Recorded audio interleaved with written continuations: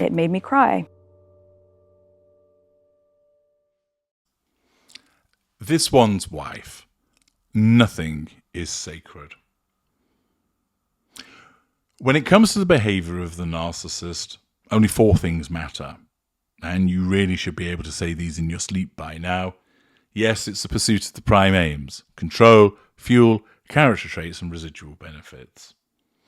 The narcissist needs at least 1, usually 2, and possibly 3 or 4 of those things when it comes to an interaction with another human being. The narcissist is in effect programmed to pursue those 4 things, and to do so with regard to every interaction or potential interaction that they have with another human being. So important are the prime aims that everything else fades into insignificance. Boundaries are smashed through, sensibilities are offended, people are ignored, places are accessed that shouldn't be, all in the pursuit of the prime aims, because that's far more important.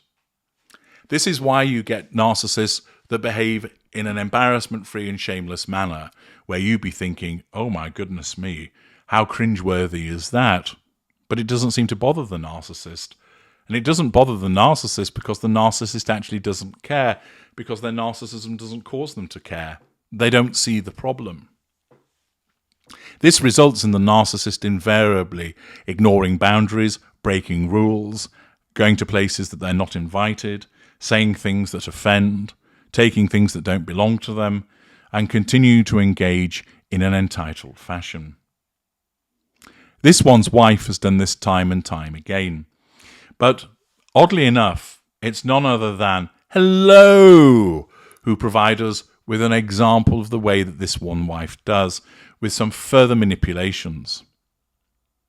As you know, such is her thirst for fuel that she has to ensure that the PR puff pieces continue to be pumped out. And Hello is one major organ in that regard. She's at it again. Georgia Brown, sweet or otherwise, created an article a few days ago headed Prince Harry and this one's wife's rule-breaking baby scan of Prince Archie was a royal first. Yes, bringing up matters from 5 years ago, bringing up the past to control now, this one's wife does not stop in her pursuit of the prime aims. And thus, we have something that happened years ago being resurrected for the purposes of, not because it's sweet or endearing, but because it serves the purposes of the pursuit of the prime aims. The article reads, traditionally, the due date and gender of a royal baby are shielded from the public until the day they are born. Pausing there, there's good reason to do so. It's part of privacy. It's part of recognising that this is something that should only be known by those around the child, not the general public. It's also medical confidentiality also. Of course, there are those narcissists that repeatedly overshare. Gwyneth Paltrow overshares with regard to showing you her body, whether it's prancing around in the garden or being spray-painted gold. Chrissy Teigen, the lady who can't understand how her name should be pronounced, regularly overshares with regard to showing acres of flesh, but also providing you with shots of her abortion/miscarriage, which is not clear which one it is, sending you Instagram posts direct from a hospital room. She doesn't care for any offence that might be caused by that. She doesn't care for what her husband might think about such behaviour. She does it for the gram, because that enables her to assert control over people. And this one's wife is the same. The article continues by explaining the same privacy rules apply to sharing ultrasound images, which changed for the very first time when Prince Harry and this one's wife broadcast their sonogram with the world via their Netflix docuseries. Quelle surprise. This one's wife once again failing to follow royal protocol, lack of accountability, feeling the need to share with the world information in relation to the child, triangulation, lack of boundary recognition.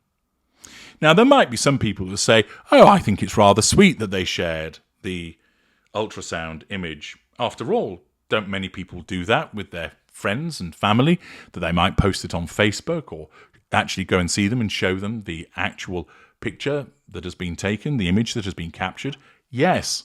But remember, with this one's wife, there was a protocol that was to be followed, and she ignored it because, of course, she does what she wants. She's this one's wife. Furthermore, many other people, when they show off that that sonogram image, the ultrasound image, they do so because they're genuinely proud and excited by the impending birth. But the narcissist that is this one's wife does it not because she's actually excited by the impending birth, but her narcissism dictates, use this image to draw fuel from people by way of their reaction, i.e. exploit your unborn child. The article continues. In episode 4 of the 6-part chronicle, following the Duke and Duchess of Sussex's complex royal journey, an ultrasound scanner image captured during this one's wife's pregnancy with Prince Archie was shown on screen. Hello then provides you with the relevant clip. More images of this one's wife's growing baby bump were also featured in the documentary, including a set of romantic photo booth portraits captured shortly after Prince Harry and this one's wife discovered they were going to become parents for the first time. Again, oversharing, lack of boundary recognition, triangulation for the purposes of assertion of control. The Duchess reveals they bonded over wanting to be parents and tells Harry, one of the things we connected on very early is you always wanted to be a dad and I always wanted to be a mum. Notice again, the way that she says these things is as if she and Harry are the only people on the planet who've ever done them. Lots of people want to be parents, but of course, she's so special in her own mind. She has to describe it as if they're the only people in the history of ever who've done it. She continued, we started journaling the minute we found out we were pregnant. Yes, because you're so special. It was just, dear baby, we're so excited to meet you one day, and we take little snapshots and stick them in the journal. Well, that's all very well doing that, but you don't need to tell the world. You can keep it to yourself. But she can't, of course, because her lack of boundary recognition and the necessity of pursuing the prime aims means that she has to share and overshare. Prince Harry and this one's wife's baby scan marked the first time in royal history that this kind of information had been shared with the public. Lack of accountability. The reason why the royal family prefers to keep their baby scans private has never been explicitly revealed by Buckingham Palace, though it does fall in line with the palace's general privacy rules surrounding personal medical information. There you are. An ultrasound scan is, after all, a look inside the uterus to see if the baby is growing properly or if there are potential problems with the pregnancy. It only makes sense that the world's most watched family choose to keep this personal piece of medical information to themselves, except, of course, when it comes to this one's wife, whereby she deems that it is appropriate to share such information. And it's done once again, driven by her narcissism, because she wants the world to know, so then the world will be controlled, and the world will react and provide her with fuel. Because when it comes to the narcissist, such as this one's wife, nothing is sacred. I'm H.G. Tudor. Thank you for listening.